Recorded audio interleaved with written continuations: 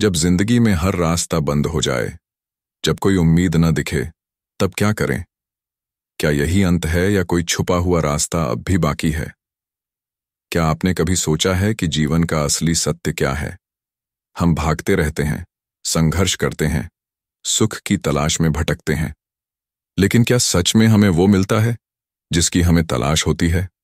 इस वीडियो को अंत तक जरूर देखें, क्योंकि इसमें आपको वो जवाब मिलेगा जो आपके जीवन की सबसे बड़ी उलझनों को सुलझा सकता है। वह रात बहुत स्याह थी।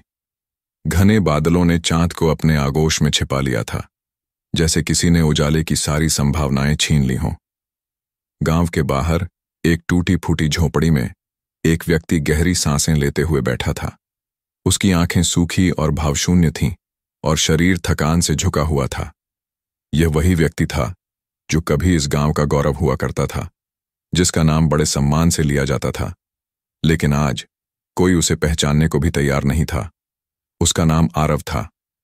आरव का जन्म एक समृद्ध परिवार में हुआ था। उसके पिता सोमदेव गांव के सबसे प्रतिष्ठित व्यापारी थे।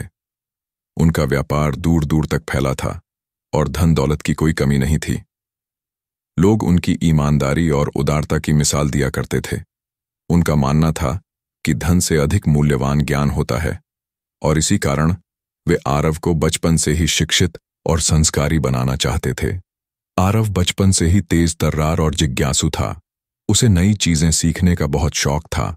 वह वेदों और शास्त्रों में रुचि रखता था, और जब भी उसके पिता किसी विद्वान या साधु से मिलने जाते, वह भी उनके साथ चला जाता। उसकी बुद्धि इतनी कुशाग्र थी कि कम उम्र में ही वह कई गूढ़ शास्त्रीय ग्रंथों को समझने लगा था। परंतु ज्ञान और बुद्धि के साथ साथ उसमें एक और चीज भी थी, अहंकार। जैसे जैसे वह बड़ा होता गया, उसके भीतर यह भावना जन्म लेने लगी कि वह दूसरों से श्रेष्ठ है। उसे लगने लगा कि वह हर बात सबसे बेहतर जानता है और किसी की भी सलाह उसे स्वीकार नहीं थी। यह अहंकार धीरे धीरे उसके स्वभाव का हिस्सा बनता जा रहा था, और यही उसका सबसे बड़ा शत्रु बनने वाला था। समय बीतता गया और आरव की उम्र 20 वर्ष की हो गई। उसके पिता चाहते थे कि वह व्यापार संभाले, लेकिन आरव का मन उसमें नहीं था। उसे ऐसा लगता था कि व्यापार बहुत साधारण कार्य है और वह इससे कहीं अधिक महान बनने के योग्य है। वह कुछ ऐसा करना चाहता था जिससे पूरी दुनिया उसका नाम याद रखे। एक दिन गांव में एक नया व्यक्ति आया, एक रहस्यमयी व्यापारी जिसका नाम वासुकी था। वह बहुत चतुर और मीठे शब्दों में बात करने वाला था। उसने आरव को बताया कि अगर वह उसके साथ साझेदारी करे तो वे मिलकर अपार धन संपत्ति अर्जित कर सकते हैं। आरव को यह प्रस्ताव बहुत लुभावना लगा। उसने अपने पिता की सलाह को नजरअंदाज किया और वासुकी के साथ व्यापार करने का निश्चय कर लिया। उसके पिता ने उसे बहुत समझाया, बेटा, धन से अधिक मूल्यवान चरित्र होता है। किसी भी व्यक्ति पर आंख मूंद कर विश्वास मत करो। लेकिन आरव ने उनकी एक नहीं सुनी। धीरे धीरे उसने अपने पिता का धन इस व्यापार में लगाना शुरू कर दिया, लेकिन उसे यह पता नहीं था कि वह एक बड़े जाल में फंस रहा है। कुछ महीनों बाद एक भयानक घटना घटी। वासुकी ने आरव को धोखा दे दिया। उसने व्यापार का सारा धन हड़प लिया और रातों रात गांव से गायब हो गया। जब आरव को इस धोखाधड़ी का एहसास हुआ, तब तक बहुत देर हो चुकी थी। उसके पिता की वर्षों की मेहनत और नाम मिट्टी में मिल चुका था। गांव में चर्चा होने लगी कि सोमदेव का परिवार बर्बाद हो गया है। जो लोग कल तक उनके मित्र थे, वही आज उनसे किनारा करने लगे। यह आघात सोमदेव सहन नहीं कर सके। 1 महीने के भीतर ही वे गंभीर रूप से बीमार पड़ गए और कुछ ही समय में उनका देहांत हो गया। अब आरव के पास कुछ भी नहीं बचा था, न धन, न सम्मान, न परिवार। उसकी मां भी इस सदमे को सहन नहीं कर सकी और संन्यास लेकर किसी दूरस्थ आश्रम चली गई। आरव को पहली बार अपनी मूर्खता और अहंकार का एहसास हुआ, लेकिन अब पछताने का कोई लाभ नहीं था। दर दर की ठोकरें जिस गांव में कभी उसकी जय जयकार होती थीं, वहीं आज उसे लोग घृणा की दृष्टि से देखते थे। देखो, यह वही लड़का है जिसने अपने पिता की विरासत को मिट्टी में मिला दिया। इसे देखकर सीख लो कि अहंकार किस प्रकार मनुष्य को रसातल में पहुंचा देता है। अब आरव के पास कोई ठिकाना नहीं था। उसे गांव छोड़ना पड़ा। वह जंगलों और शहरों में भटकने लगा। कभी वह किसी के घर में एक रात के लिए शरण लेता, तो कभी किसी मंदिर के बाहर भूखा प्यासा पड़ा रहता। लेकिन अब तक उसकी बुद्धि ने काम करना बंद नहीं किया था।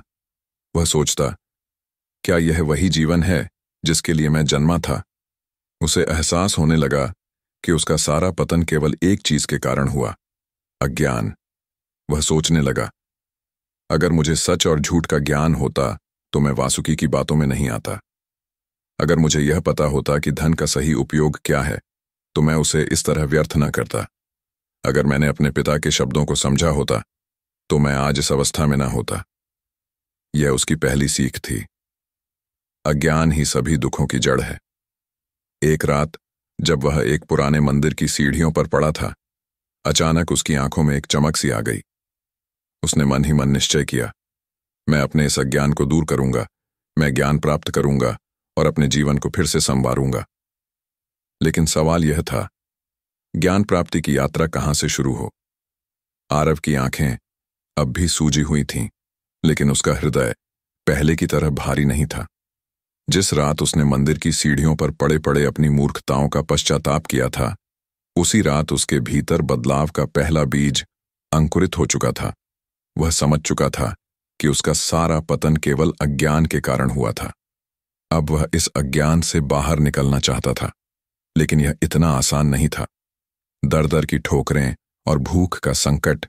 अगली सुबह जब सूरज की किरणें मंदिर के शिखर को छूने लगीं, तो आरव ने अपनी आंखें खोलीं। भूख के कारण उसके शरीर में कमजोरी थी, लेकिन मन में एक अजीब सी जिज्ञासा थी। अब आगे क्या? वह मंदिर के पुजारी के पास गया और हाथ जोड़कर बोला, मुझे कुछ काम दे दीजिए, मैं मेहनत करने के लिए तैयार हूं। पुजारी ने उसकी आंखों में झांका। उसे आरव की स्थिति का आभास हो गया था। वह बोला, बेटा, श्रम करने से मनुष्य का अहंकार गलता है। अगर तू वास्तव में मेहनत करने को तैयार है तो तू मंदिर की सफाई कर सकता है। आरव ने सिर झुका लिया और मंदिर के प्रांगण की सफाई करने लगा।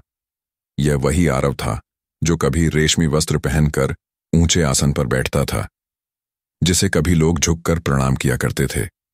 लेकिन आज वह झाड़ू उठाकर मंदिर के फर्श को साफ कर रहा था।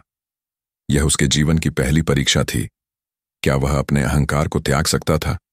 कुछ दिन बीते। मंदिर में रहकर उसे थोड़ा बहुत भोजन मिलने लगा, लेकिन यह कोई स्थायी समाधान नहीं था। उसे काम करके खुद के लिए भोजन जुटाना था। वह शहर की ओर चल पड़ा। कई दिनों तक उसने मजदूरी करने की कोशिश की, लेकिन कोई भी उसे काम देने को तैयार नहीं था।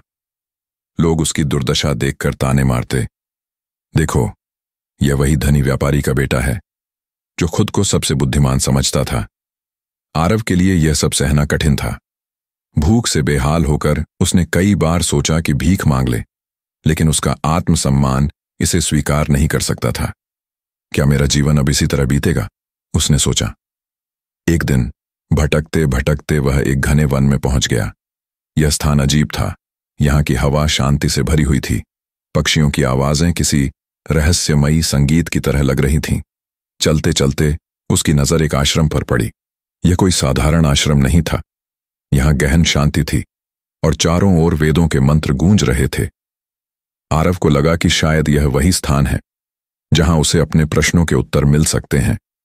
वह हिम्मत जुटाकर आश्रम के द्वार पर पहुंचा और अंदर जाने की अनुमति मांगी। एक वृद्ध सन्यासी ने उसे अंदर आने दिया और बोले, क्या तुम यहां ज्ञान की खोज में आए हो या केवल भोजन के लिए? आरव ने झिझकते हुए कहा, मैं जीवन का सत्य जानना चाहता हूं। वृद्ध सन्यासी ने मुस्कुराकर कहा, अगर तुम सच में सीखना चाहते हो तो तुम्हें पहले अपनी पुरानी गलतियों को स्वीकार करना होगा और संकल्प लेना होगा कि तुम ज्ञान की राह से कभी विचलित नहीं होगे। आरव ने सिर झुका लिया। वह यह परीक्षा देने को तैयार था। आश्रम में जीवन आसान नहीं था। सुबह सूरज निकलने से पहले उठना, आश्रम की सफाई करना, भोजन के लिए अन्न जुटाना और फिर आध्यात्मिक शिक्षाएं ग्रहण करना, यह सब बहुत कठिन था।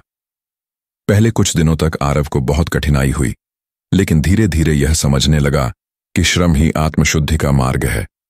एक दिन गुरु ने उससे पूछा, बेटा, तुमने जीवन में इतनी कठिनाइयां झेली हैं, क्या तुम्हें अब भी दुख होता है? आरव ने उत्तर दिया, हाँ गुरुजी, लेकिन मैं अब पहले जैसा नहीं सोचता। मुझे समझ में आने लगा है कि मेरी कठिनाइयों के पीछे मेरा ही अज्ञान था। गुरु ने मुस्कुराकर कहा, तो अब मैं तुम्हें एक रहस्य बताता हूं। इस संसार में वही लोग सबसे अधिक दुखी होते हैं जो संघर्ष से भागते हैं। जो व्यक्ति अपने दुखों का सामना नहीं करता वह जीवन भर भय और निराशा में जीता है, लेकिन जो संघर्ष को स्वीकार कर लेता है वही वास्तविक सुख को प्राप्त करता है। यह सुनकर आरव के मन में गहरी हलचल हुई। उसने सोचा, क्या मैं अपने संघर्षों से भागता रहा? क्या मैं इसीलिए दुखी रहा? गुरु ने आगे कहा, तुम्हारी असली परीक्षा अभी बाकी है। अगर तुम सच में ज्ञान चाहते हो तो तुम्हें अभी और कठिनाइयां झेलनी होंगी, लेकिन इस बार तुम्हें उनसे भागना नहीं है, तुम्हें उनका सामना करना होगा। आरव ने सिर झुकाकर कहा, मैं तैयार हूं गुरुजी। अब आरव का जीवन पूरी तरह बदल चुका था। उसने अपने भीतर के अहंकार को पूरी तरह त्याग दिया था।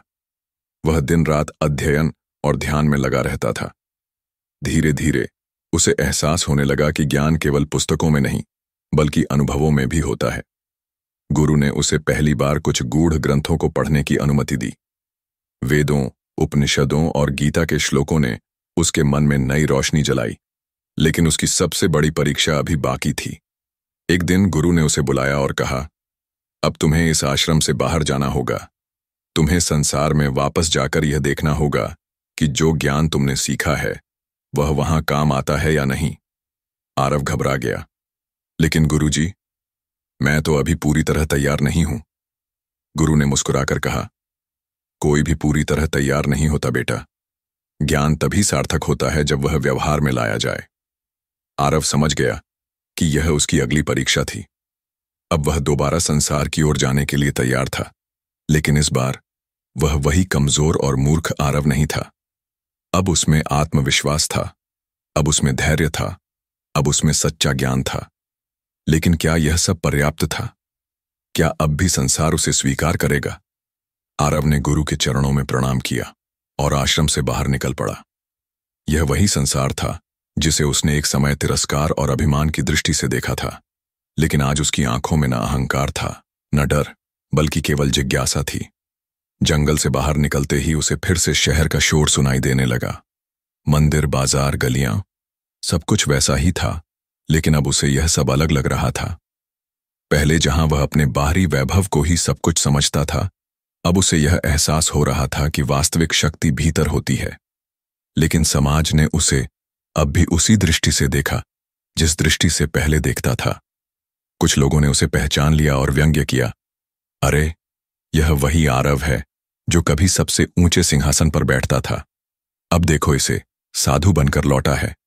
एक अन्य व्यक्ति ने कहा, लगता है जंगल में ज्ञान लेने गया था, लेकिन भूखा ही लौट आया। आरव ने इन कटाक्षों को सुना, लेकिन वह अब इनसे प्रभावित नहीं हुआ। उसे अपने गुरु की बात याद थी, संघर्ष से मत भागो, यही तुम्हारा असली परीक्षण है। लेकिन असली परीक्षा अभी बाकी थी। भूख से बेहाल होकर वह एक पुराने परिचित से मिलने गया, जो पहले उसके पिता का कर्मचारी था। उसने आशा की थी कि शायद वह उसकी मदद करेगा, लेकिन उस व्यक्ति ने दरवाजा खोलते ही कहा, मुझे पता था कि एक दिन तुम इस हालत में आओगे, लेकिन अब मेरे पास तुम्हारे लिए कुछ नहीं है, और दरवाजा बंद कर लिया। आरव को इस अपमान से ठेस लगी, लेकिन उसने अपने भीतर के शांति को बनाए रखा। वह अब भीख मांगने या किसी के आगे गिड़गिड़ाने नहीं गया। वह पास के एक वृद्ध सन्यासी के पास पहुंचा, जो नदी किनारे बैठकर ध्यान कर रहे थे। आरव ने झुककर पूछा, गुरुदेव, जब संसार हमारा अपमान करता है तो हमें क्या करना चाहिए?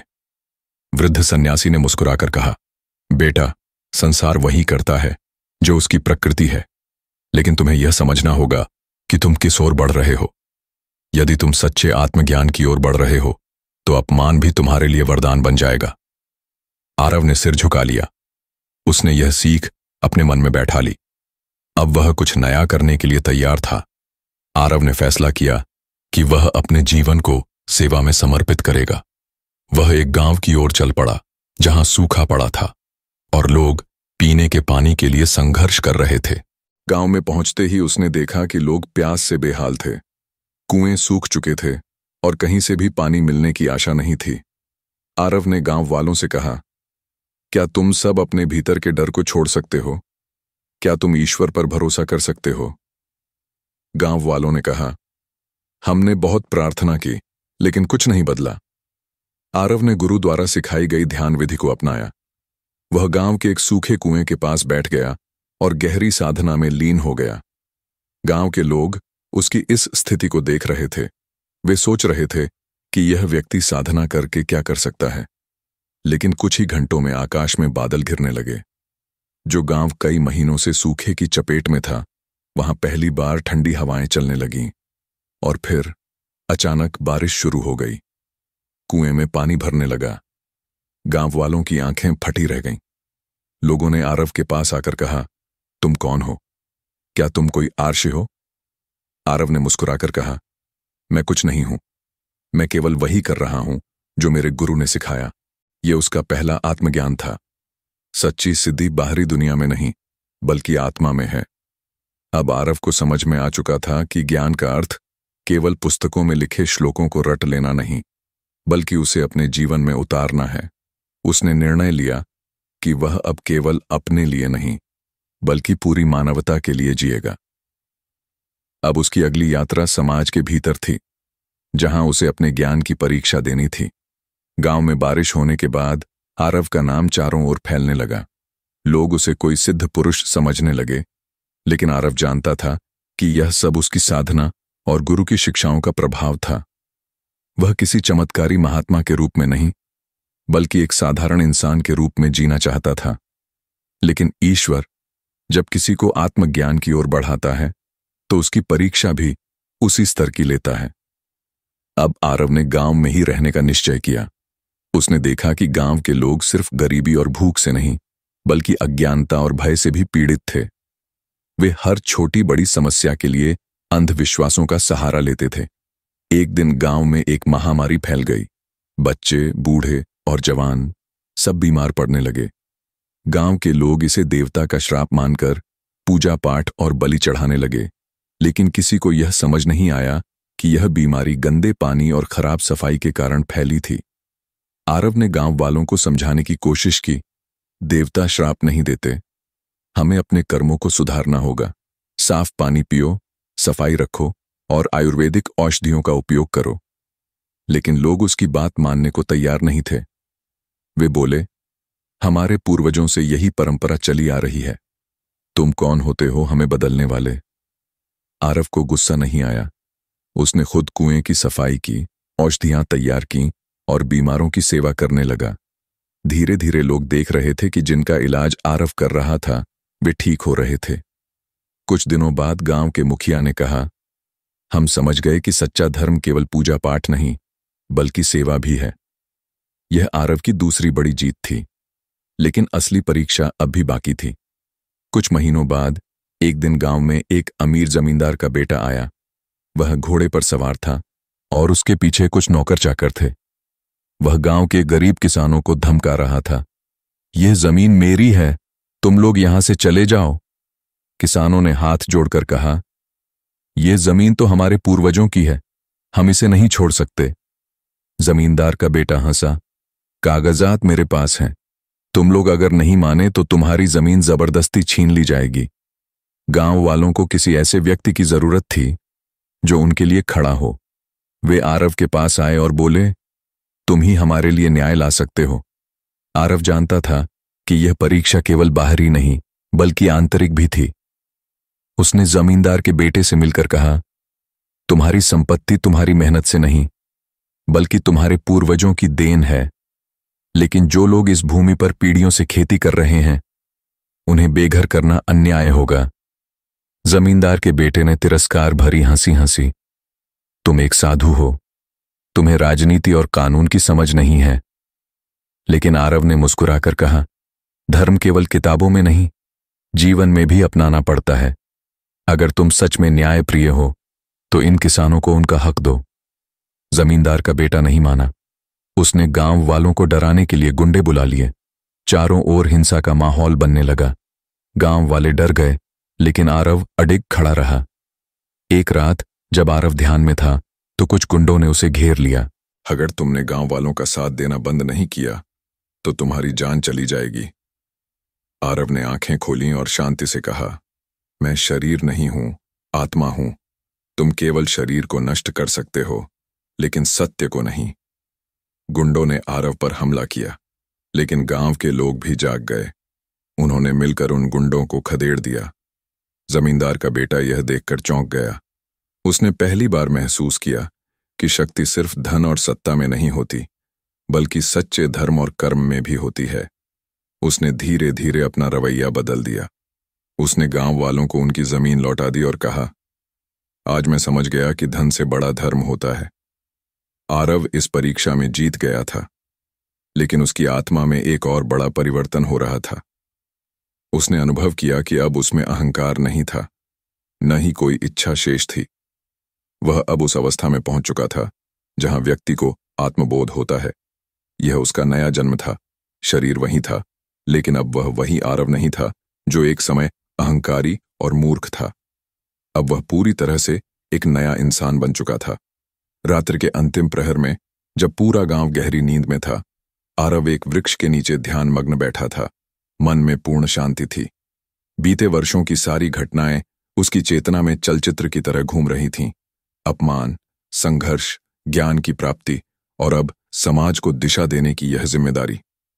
उसने अपनी यात्रा को स्मरण किया, कैसे वह अहंकार में अंधा होकर अपने ही कर्मों से नष्ट हुआ, कैसे उसने गुरु से शिक्षा पाकर अपनी आत्मा को प्रकाशित किया और कैसे उसने समाज के लिए स्वयं को समर्पित कर दिया। अब वह जान चुका था कि सच्ची विजय केवल बाहरी नहीं होती, बल्कि भीतर की जागृति से ही वास्तविक बदलाव संभव है। लेकिन क्या यही उसकी अंतिम यात्रा थी? नहीं, अभी उसकी साधना पूरी नहीं हुई थी। गांव के लोग अब आरव को केवल एक साधु या संत नहीं, बल्कि अपने मार्गदर्शक के रूप में देखने लगे थे। उसकी शिक्षाओं ने उन्हें जीवन के सही अर्थ की झलक दी थी। लेकिन परिवर्तन केवल विचारों से नहीं आता, कर्म भी आवश्यक होते हैं। आरव ने गांव में शिक्षा का प्रचार करने का निश्चय किया।